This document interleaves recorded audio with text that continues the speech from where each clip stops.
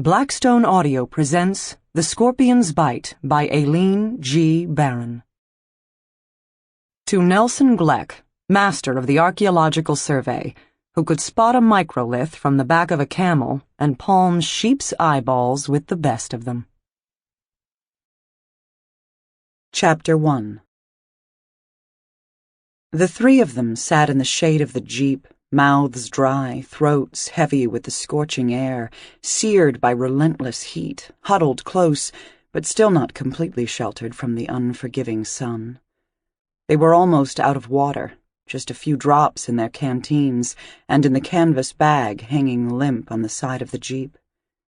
They were in the Wadi Rum, stuck there with a broken axle. Lily, with Gideon Weil, director of the American School in Jerusalem, and their photographer, Klaus Steiner, doing an archaeological survey of Trans-Jordan for the OSS. And Lily had no idea why. Last March, more than 3 months after the Allies took North Africa in Operation Torch, General Donovan appeared in Casablanca looking for Lily Sampson. This time, she thought Wild Bill Donovan was going to tell her to go back south, past Marrakesh and Volubilis into sub-Saharan Africa. Instead, he sent her back to Jerusalem, told her to be ready in 24 hours. She was used to this from Donovan. She left Morocco the next morning at 10 o'clock, flying out of the Naval Air Base at Port Lyautey. She landed at Columbia, the small airport north of Jerusalem, and took a taxi to the American School of Oriental Research, where Gideon Weil, the director, was waiting for her. Gideon had once been on the cover of Time magazine, in all the glory of his dark good looks and his roguish smile, sitting atop a camel like a Bedouin.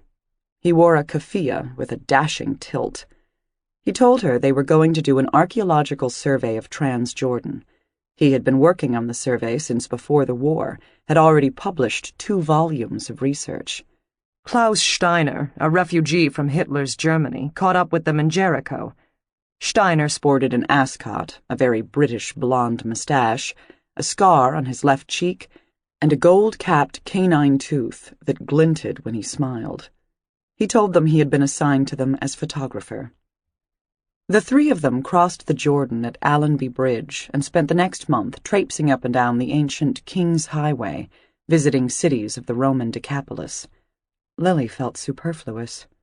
They spent a week mapping Jerash, ancient Gerasa.